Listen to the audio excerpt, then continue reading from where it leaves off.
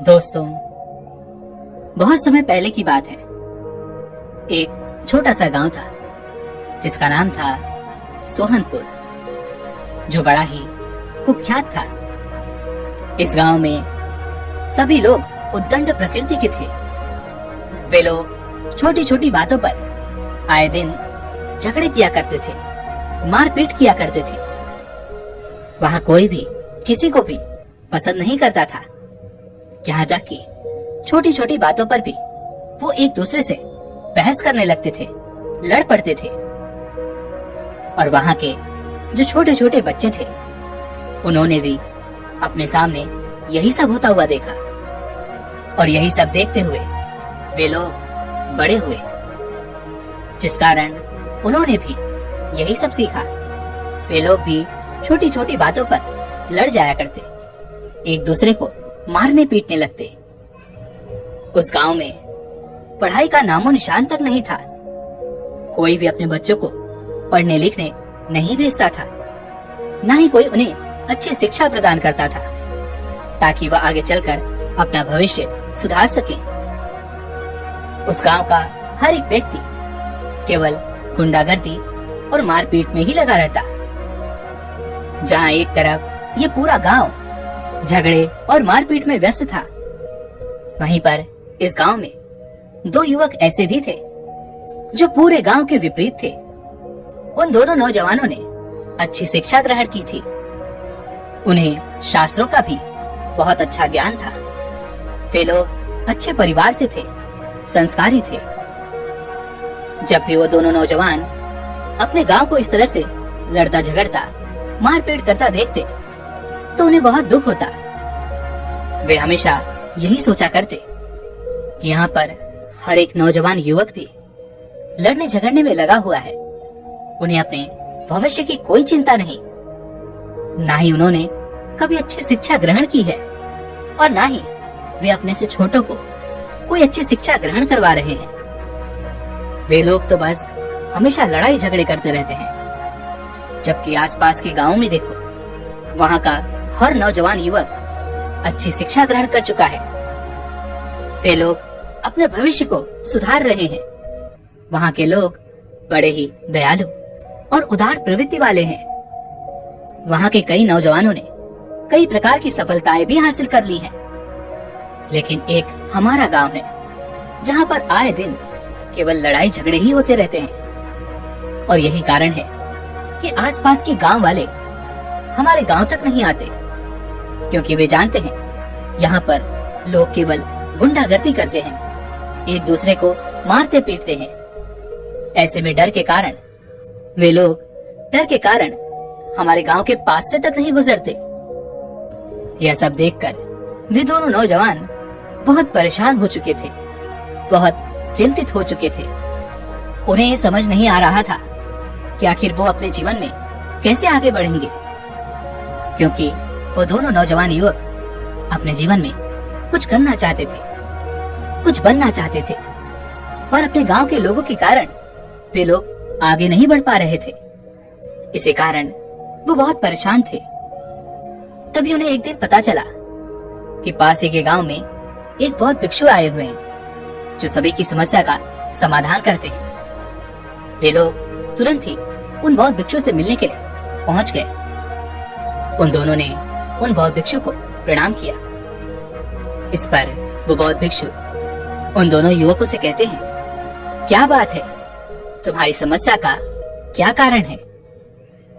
तभी उन दोनों नौजवान युवकों में से एक युवक उन बौद्ध भिक्षु से कहता है, हे गुरुवर, हमारे गांव में लोग बड़े बदमाश हैं।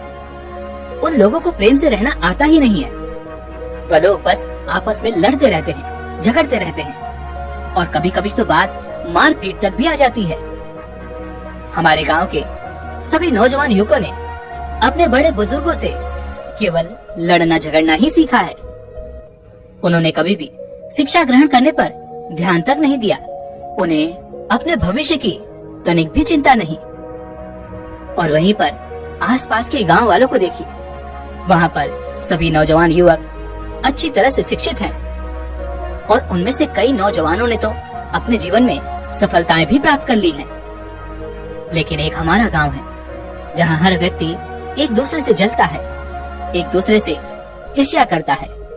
वे लोग केवल लड़ाई झगड़े में ही लगे रहते हैं, और यदि कोई उन्हें अच्छी बात बताता है तो बदले में वो लोग उन्हें अपशब्द कहते हैं, उनसे मारपीट कर लेते हैं। हमारे गांव के लोगों में कोई संस्कार नहीं है, ना ही हमारे गांव में कोई अच्छी पाठशाला है, और ना ही हमारे गांव में कोई साफ सफाई पर ध्यान देता है। तभी बीच में वो दूसरा नौजवान कहता है, हे गुरुवर, अब आप ही बताइए, ऐसे माहौल में हम कैसे रह सकते हैं, जहां हर कोई एक दूसरे से लड़ने झगड़ने में लगा हुआ है, जहां किसी को भी शिक्षा ग्रहण करने की चिंता तक नहीं, जहां किसी को अपने भविष्य के बारे में कुछ पता नहीं। अब ऐसे में हम क्या करें? हम कहाँ जाएं? हम कैसे अपने जीवन में सफलता प्राप्त करें? इसका कोई तो उपाय होगा। क्या हमें वो गांव छोड़ देना चाहिए? हे गुरुवर, कोई तो रास्ता बताइए। हम जीवन में कुछ करना चाहते हैं, कामयाब होना चाहते हैं, लेकिन हम अपने गांव के लोगों के कारण अपने जीवन में कुछ नहीं कर पा रहे। इस पर वो गुरुवर उन दोनों नौजवानों से कहते हैं, मैं तुम्हें तुम्हारी समस्या का समाधान अवश्य बताऊंगा, लेकिन उससे पहले तुम्हें मेरे लिए एक काम करना होगा। इस पर उन दोनों नौजवानों ने उन गुरुवर से कहा, हे गुरुवर, बताइए हमें कौन सा काम करना होगा? हम किसी भी काम के लिए पूरी तरह से तैयार हैं। हमें तो बस हमारी समस्या का समाधान चाहिए। बताइए हमें क्या करना होगा?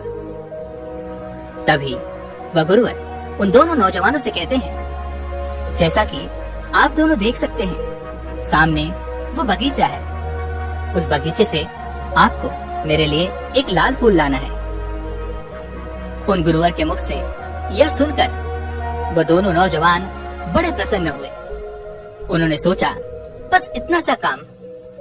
वे तुरंत ही उस कार्य को करने के लिए तैयार हो गए, और वह उन गुरुवर से कहते हैं, हे गुरुवर, हमें आज्ञा दीजिए, हम अभी वो फूल लेकर आते हैं। जैसे ही वो दोनों नौजवान अपने स्थान से उठकर खड़े होते हैं कि तभी वह गुरुवर उन दोनों नौजवानों से कहते हैं, अरे पहले मेरी पूरी बात तो सुन लो। इस पर वो दोनों नौजवान उन गुरुवर से कहते हैं, कहिए गुरुवर, क्या बात है? इस पर वो गुरुवर कहते हैं, एक बात ध्यान रखना, जब तुम उस बगीचे में जाओगे तो रास्ते में बहुत से ऐसे खतरनाक कुत्ते तुम्हें मिलेंगे जो किसी को भी काटने के लिए दौड़ पड़ते हैं, और वह अत्यधिक खतरनाक है। इसलिए उनसे बचकर रहना, और उनसे बचकर ही तुम्हें उस फूल को यहाँ तक लाना होगा।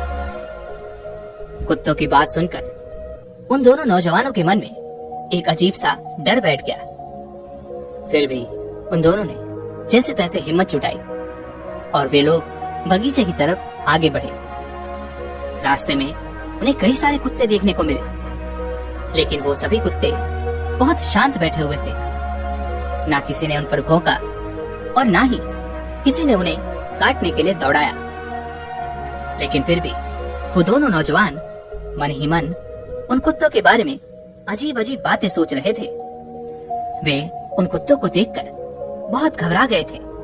उन्हें लग रहा था कि मानो अभी ये कुत्ते हमें दौड़ा लेंगे और ये हमें काट लेंगे, और यदि इतने सारे कुत्तों ने हम पर एक साथ आक्रमण कर दिया तो हम क्या कर पाएंगे? देखो, ये सारे कुत्ते देखकर कितने भयानक लग रहे हैं। ऐसे कई सारे विचार उन दोनों के मन में चल रहे थे, और आखिरकार उन दोनों ने अपने विचारों के सामने हार मान ली। उन्होंने अपने विचारों के सामने घुटने टेक दिए, और वे लोग खाली हाथ ही उन गुरुवर के पास वापस लौट आए। उन्हें खाली हाथ आता हुआ देख वह गुरुवर उन नौजवानों से बड़ी विनम्रता से पूछते हैं, क्या हुआ, आप दोनों खाली हाथ ही लौट आए? तभी एक नौजवान युवक कहता है, हे गुरुवर, आपने जैसा बताया था, मार्ग में हमें कई सारे कुत्ते मिले और वे सभी बहुत खतरनाक दिख रहे थे, और इतने सारे कुत्तों का सामना करना हमारे बस की बात नहीं है। भला हम इतने सारे कुत्तों का सामना कैसे कर पाएंगे? और यदि उन्होंने मिलकर हम पर आक्रमण कर दिया होता तो हम क्या कर पाते? पता नहीं हमारे साथ क्या होता। इसी कारणवश हम खाली हाथ ही वापस लौट आए, क्योंकि हम उन कुत्तों को देखकर बहुत डर चुके थे। हमारे भीतर अब थोड़ी सी भी हिम्मत नहीं बची थी कि हम आगे बढ़कर वो लाल फूल ला सकें। इसलिए हम यूं ही वापस लौट आए। इस पर वह गुरुवर मुस्कुराने लगे और उन दोनों नौजवानों से कहते हैं, कोई बात नहीं, आप दोनों अपनी जगह पर बैठ जाइए। इसके बाद उन्होंने अपने एक शिष्य को बुलाया जो अंधा था। उन्होंने अपने शिष्य को आदेश देते हुए कहा, जाओ और सामने के बगीचे से मेरे लिए लाल फूल तोड़ कर लाओ। वह शिष्य अपने गुरुवर की आज्ञा लेता है और तुरंत ही बगीचे की ओर बढ़ चलता है। वह धीरे धीरे आगे बढ़ता जा रहा था और इधर वो दोनों नौजवान उस शिष्य को देखकर और भी घबरा रहे थे। उनका डर और भी बढ़ता जा रहा था। वह ये सोच रहे थे कि पता नहीं इस शिष्य के साथ क्या होगा, वो कुत्ते इसके साथ क्या करेंगे। वह दोनों नौजवान इन्हीं विचारों में खोए हुए थे कि तभी उन्होंने देखा वह अंधा शिष्य कुछ ही देर में उस बगीचे से वो लाल फूल तोड़कर गुरु के पास वापस लौट आया। यह देखकर वो दोनों नौजवान हैरान रह गए। उन्हें ये समझ ही नहीं आ रहा था कि आखिर ये कैसे हुआ। ये शिष्य तो अंधा है और इसे कैसे पता कि ये लाल फूल ही है, और यह तो बड़ी सरलता से उस बगीचे से ये लाल फूल लेकर आ भी गया। तभी उन दोनों नौजवानों में से एक नौजवान उस अंधे शिष्य से कहता है, क्या आपको किसी कुत्ते ने नहीं काटा? इस सवाल का जवाब देते हुए वह अंधा शिष्य कहता है, नहीं, मुझे किसी भी कुत्ते ने नहीं काटा।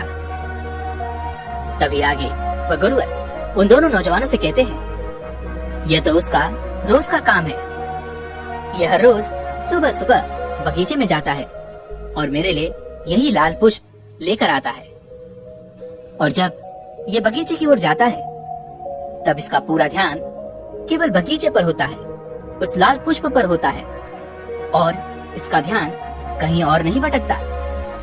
मार्ग में क्या हो रहा है ये उस पर ध्यान नहीं देता। इसके आसपास कौन है कौन नहीं है, कितने कुत्ते हैं कितने कुत्ते नहीं हैं, ये इन बातों पर बिल्कुल ध्यान नहीं देता। और वैसे भी ये तो अंधा है, इसलिए इसे ये भी पता नहीं चलता कि इसके मार्ग में कोई कुत्ता है भी या नहीं। और मैं आप लोगों को एक और बात बता दूं कि उस मार्ग में जितने भी कुत्ते हैं वो ना तो कभी किसी को काटते हैं और ना ही कभी किसी को हानि पहुंचाते हैं। वे सभी तो बड़े ही सीधे और शांत स्वभाव के हैं। इस पर एक नौजवान युवक क्रोधित हो उठा। उसने उन गुरुवर से कहा, किंतु हे गुरुवर, आप ही ने तो कहा था कि वो कुत्ते बड़े ही खतरनाक हैं, और वह जब भी किसी को देखते हैं तो वो उसे दौड़ा लेते हैं, काटते हैं और उसके साथ न जाने क्या क्या करते हैं। यदि ऐसा नहीं था तो आपने हमें क्यों डराया? आपने हमारे मन में ये डर क्यों भरा? इस पर वह गुरुवर मुस्कुराने लगे और उस नौजवान युवक से कहते हैं, मैंने तुम्हारे मन का डर पहले ही भांप लिया था और मैं ये देखना चाहता था क्या तुम अपने डर पर काबू पा सकते हो या नहीं। इसीलिए मैंने तुम्हें उन कुत्तों के बारे में गलत जानकारी दी थी, और इसी डर के कारण तुम्हें लगता है कि तुम्हारे गांव में भी लोग प्रेम भाव से नहीं रहते, ना ही कोई किसी की कदर करता है और ना ही कोई किसी के साथ रहना चाहता है। हर किसी को हर समय केवल झगड़ा करना है, एक दूसरे से ईर्ष्या करनी है। लेकिन यदि तुम वास्तविकता देखो तो हर गांव की यही कहानी है। हर गांव के लोगों में कभी न कभी तो मनमुटाव होता ही है, और वे लोग आपस में लड़ते और झगड़ते भी हैं। लेकिन इसका अर्थ ये नहीं कि वे लोग एक दूसरे की इज्जत नहीं करते, एक दूसरे का सम्मान नहीं करते, एक दूसरे से प्रेम नहीं करते। उन गुरुवर की यह बात सुनकर वह नौजवान युवक शांत होकर बैठ जाता है। हे गुरुवर, आप सही कहते हैं, लेकिन अब आप ही हमें मार्ग दिखाइए। हम क्या करें? हम किस तरह से आगे बढ़ें? हम अपने जीवन में कैसे कामयाबी पाए? हम अपने जीवन में सफलता की उन ऊंचाइयों को छूना चाहते हैं, लेकिन हमारे मन का यह डर हमें आगे नहीं बढ़ने देता। जब भी हम मेहनत करके आगे बढ़ते हैं, इस डर को डराने की कोशिश करते हैं, तो यह डर हम पर हावी हो जाता है और हम एक बार फिर से इस डर के जाल में फंस जाते हैं और फिर चाहकर भी हम इस डर को काबू नहीं कर पाते। हे गुरुवर, अब आप ही हमारी आखिरी उम्मीद हैं। अब आप ही हमें सही मार्ग दिखा सकते हैं। हे गुरुवर, हमारा मार्गदर्शन करें, हमें बताएं हम क्या करें। हम अपने इस डर से बाहर कैसे निकले, अपने इस डर पर कैसे काबू पाएं। इस पर वह गुरुवर उन दोनों नौजवानों से कहते हैं, यदि तुम्हें अपने जीवन में शांति और सुख चाहिए और तुम अपने जीवन में सफलता प्राप्त करना चाहते हो, तो आज जो 5 डर मैं तुम्हें बताने वाला हूँ, इन डरों को अच्छी तरह से समझ लेना और इन्हें अपने दिमाग से हमेशा हमेशा के लिए निकाल देना। यदि तुम इन 5 डरों पर काबू पा लेते हो, तो तुम अवश्य ही अपने जीवन में सफल हो पाओगे। आगे वह गुरुवर उन दोनों नौजवानों को पहला डर बताते हुए कहते हैं, आलोचना। यही दुनिया का सबसे बड़ा डर है। हम में से अधिकांश लोग अपने हुनर पर केवल इसलिए काम नहीं कर पाते क्योंकि हमारे मन में यह डर होता है कि यदि हम कुछ अलग करेंगे, कुछ नया करेंगे, तो लोग क्या कहेंगे। लोग हमारा मजाक उड़ाएंगे, हमारी खिल्ली उड़ाएंगे और लोग तरह तरह की बातें भी करेंगे। लेकिन आप यह भूल जाते हैं कि आप सबसे अलग हैं, सबसे खास हैं। आपके अंदर वो हुनर है जो और किसी के पास नहीं। आपके अंदर वो काबिलियत है जो किसी और के पास नहीं। आप इस पूरी दुनिया में एक अकेले मात्र हैं। आपका अस्तित्व ही आपकी पहचान है। क्या आपने कभी इस बात पर गौर किया है, यदि आप इतिहास उठाकर देखेंगे, जिन पर भी ये जग हंसा है, उन्हीं ने इतिहास रचा है।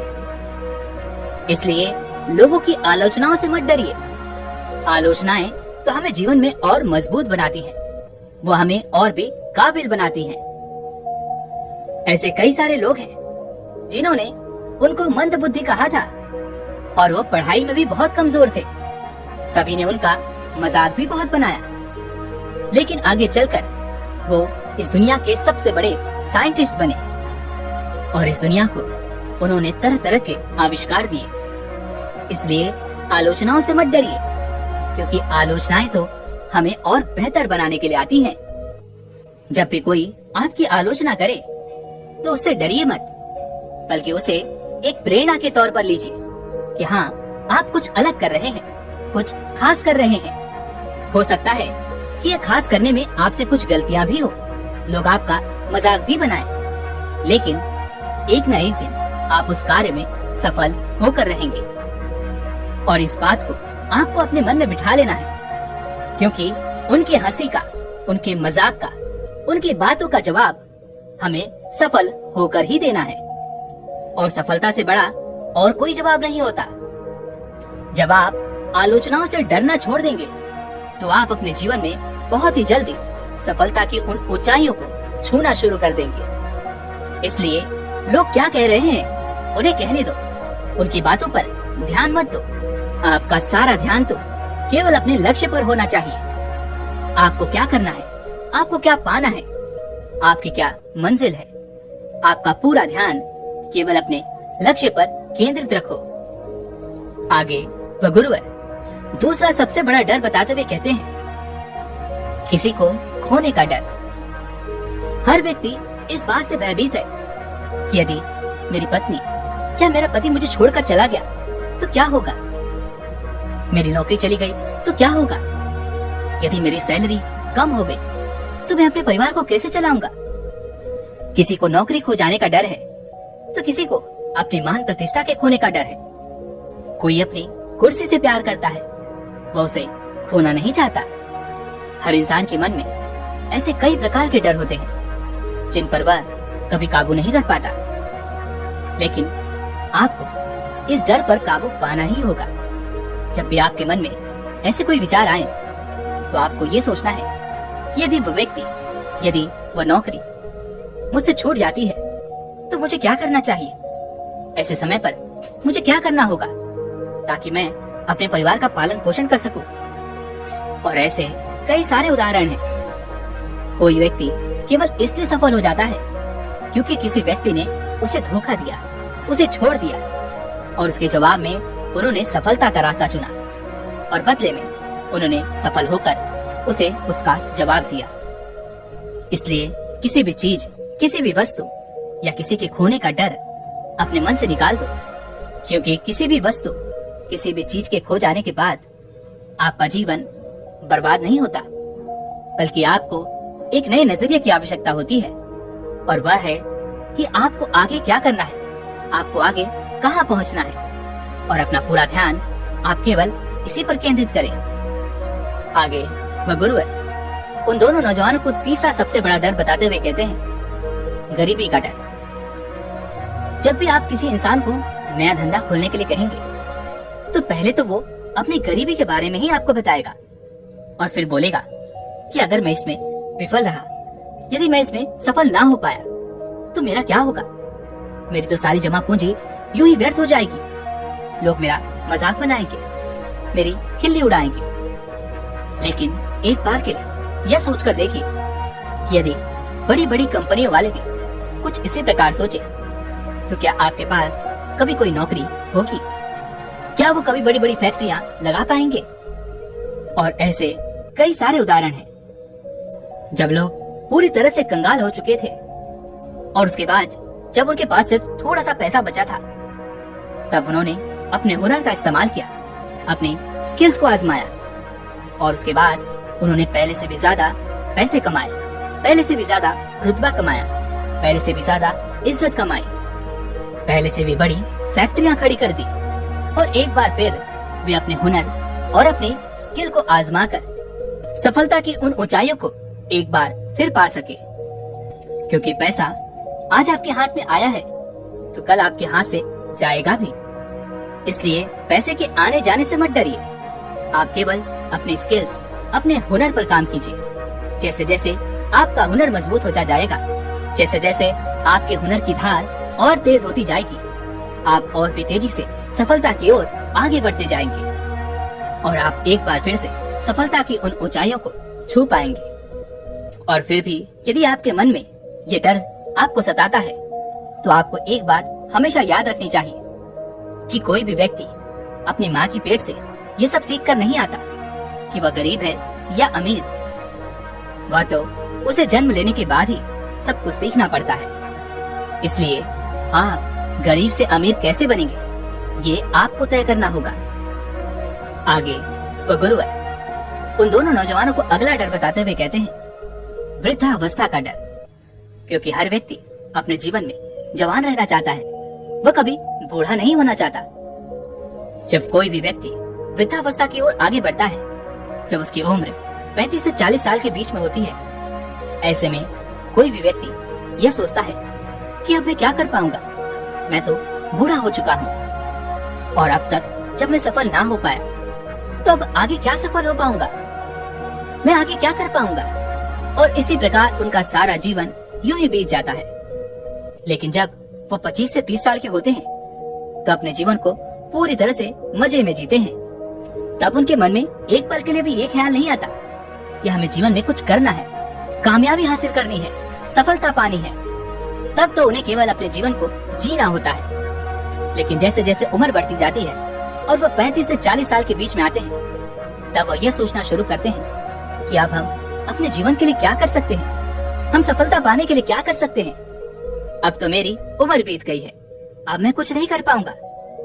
लेकिन एक बात हमेशा याद रखिएगा, ना तो सीखने की कोई उम्र होती है और ना ही सफलता पाने की कोई उम्र होती है। बस हमारे भीतर सकारात्मक सोच होनी चाहिए, सकारात्मक नजरिया होना चाहिए, कुछ करने का जुनून होना चाहिए। क्या आपने कभी ये ध्यान दिया है कि कई सारे ऐसे सफल और अमीर व्यक्ति हुए हैं जो अपनी 60 से 80 की उम्र में उन्होंने सफलता प्राप्त की थी।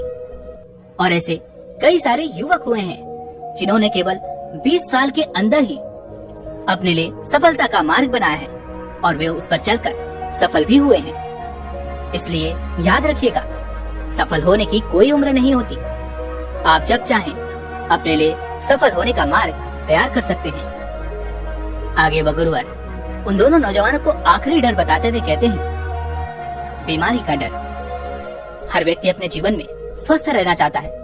वह कभी किसी बीमारी का शिकार नहीं होना चाहता। वह तो अपने जीवन को मजे में जीना चाहता है। वह कभी नहीं चाहता कि उसके पास कभी कोई दुख आए। लेकिन कभी कभी कई लोग परिस्थितियों के कारण दिव्यांग बन जाते हैं और कुछ लोग डरते हैं कि हमें कोई बीमारी ना हो जाए। यदि हमारे साथ कुछ ऐसा हो गया तो हम क्या करेंगे? और इन्हीं डर की वजह से वो अपने जीवन में कुछ नहीं कर पाते। वो अपने जीवन में कोई भी नए फैसले नहीं ले पाते, क्योंकि वह अपने उस डर में बुरी तरह से फंस चुके होते हैं। लेकिन हमारे पास ऐसे कई सारे उदाहरण हैं जो आपके इस डर को पूरी तरह से खत्म कर सकते हैं। आपने ऐसे कई सारे दिव्यांग लोगों को देखा होगा जिन्होंने अपने जीवन में उन ऊंचाइयों को छुआ, उन सफलताओं को प्राप्त किया जिन्हें एक हाथ पैर वाला इंसान भी पाने की कभी सोच नहीं सकता। किंतु यदि आपके साथ ऐसा पहले कुछ हो चुका है और आप अब भी उन परिस्थितियों से जूझ रहे हैं, तब भी आपको घबराने की कोई आवश्यकता नहीं है। आप ऐसे व्यक्तियों को ढूंढ सकते हैं जिन्होंने उन परिस्थितियों का सामना पहले से ही किया हो। वे आपको सही मार्ग दिखा सकते हैं। वे आपको सही राह पर ले जा सकते हैं। आप उनसे सीखकर अपने उन परिस्थितियों का सामना कर सकते हैं और उन्हें खदेड़ सकते हैं। और यदि आप अपने शरीर को हमेशा स्वस्थ रखना चाहते हैं तो अच्छी चीजें खाएं, योग करें, व्यायाम करें, जिससे आपका शरीर हमेशा स्वस्थ रहेगा और किसी चीज से आपको डरने की कोई आवश्यकता नहीं होगी। इतना कहकर वह गुरुवर उन दोनों नौजवानों से कहते हैं, यदि तुमने इन 5 डरों पर काबू पा लिया तो तुम अपने जीवन में अवश्य ही सफलता की उन ऊंचाइयों को पा सकोगे जहाँ पर तुम जाना चाहते हो। यदि तुमने इन 5 डरों पर काबू पा लिया तो तुम अपने जीवन में हर परिस्थिति में खुश रह सकते हो, आनंदमय रह सकते हो और अपने जीवन को सुखमय तरह से बिता सकते हो। इतना कहकर वह गुरुवर शांत हो गए और वे दोनों अपनी गलती को समझ चुके थे। उन दोनों ने उन गुरुवर को प्रणाम किया और वापस अपने घर की ओर लौट आए। दोस्तों, उम्मीद है कि आपने आज की इस वीडियो से जरूर कुछ न कुछ सीखा होगा। तो इस वीडियो को लाइक और अपने दोस्तों के साथ शेयर करना ना भूलें और हमें ऐसे ही सपोर्ट करने के लिए चैनल को सब्सक्राइब और घंटी बटन को जरूर दबा दें। तो चलिए मिलते हैं ऐसे और वीडियो में। तब तक के लिए अपना ख्याल रखें। धन्यवाद।